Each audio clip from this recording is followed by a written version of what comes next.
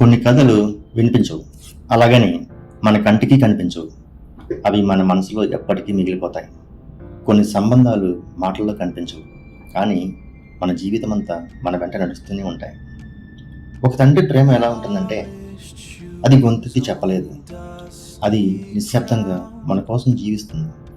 ఇది ఒక తండ్రి కథ కాదు, ఒక సైనికుడి కథ కూడా కాదు.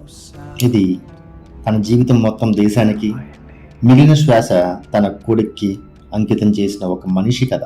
సదాశివరావు భారత సైన్యంలో సేవ చేసిన సైనికుడు. మంచుతో కప్పబడిన సరిహద్దుల్లో ప్రాణాలను సైతం పణంగా పెట్టి గస్తీ కాసిన రోజులవి. దేశం కోసం తన యవ్వనాన్ని వదిలేసిన వ్యక్తి. రిటైర్ అయ్యేసరికి అతని దగ్గర డబ్బు లేదు, అలాగని ఆస్తి లేదు, కానీ ఒక గర్వం మాత్రం ఉండేది. నా కొడుకు నేను సాధించలేనిది సాధించాలి. అతని ప్రపంచం మొత్తం ఒకే వ్యక్తి చుట్టూ తిరిగేది.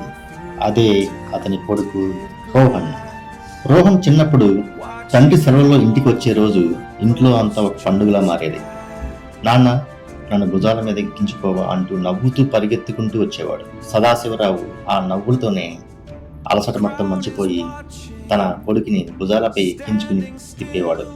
ఆ భుజాలు దేశాన్ని మోసాయి, తర్వాత తన కొడుకుని మోసాయి. స్కూల్కి తీసుకెళ్తూ ప్రతిరోజు అతని చేయిని గట్టిగా పట్టుకుని నడిపేవాడు.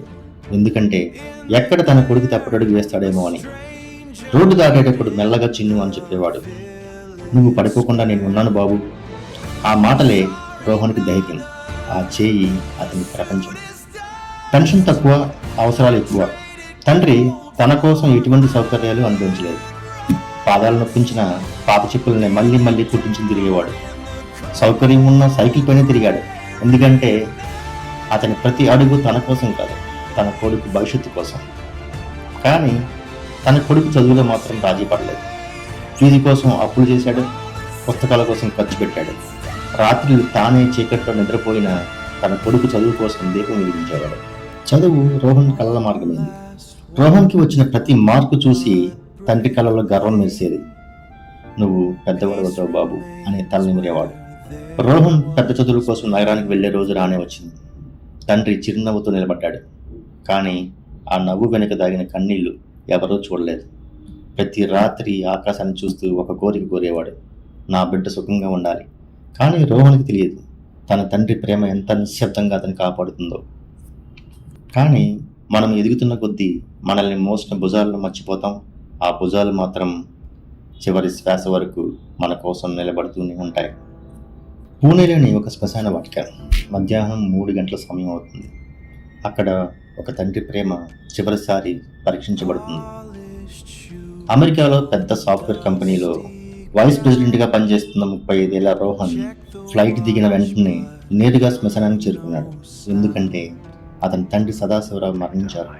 రోహన్ చేతిలో ఖరీదైన ల్యాప్టాప్ బ్యాగ్, కళ్ళపైన సన్ గ్లాసులు.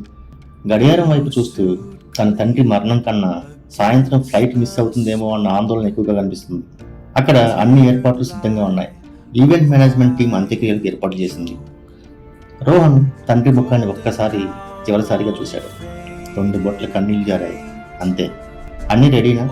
నాకు సాయంత్రం ఫ్లైట్ ఉంది, త్వరగా ముగించండి అన్నాడు. అంత్యక్రియలు పూర్తయ్యాయి.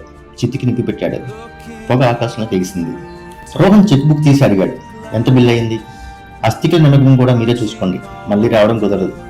ఈ మాటల్లో బాధ లేదు, బాధ్యత నుంచి త్వరగా బయటపడాలని ఆరాటం మాత్రమే కనిపిస్తుంది.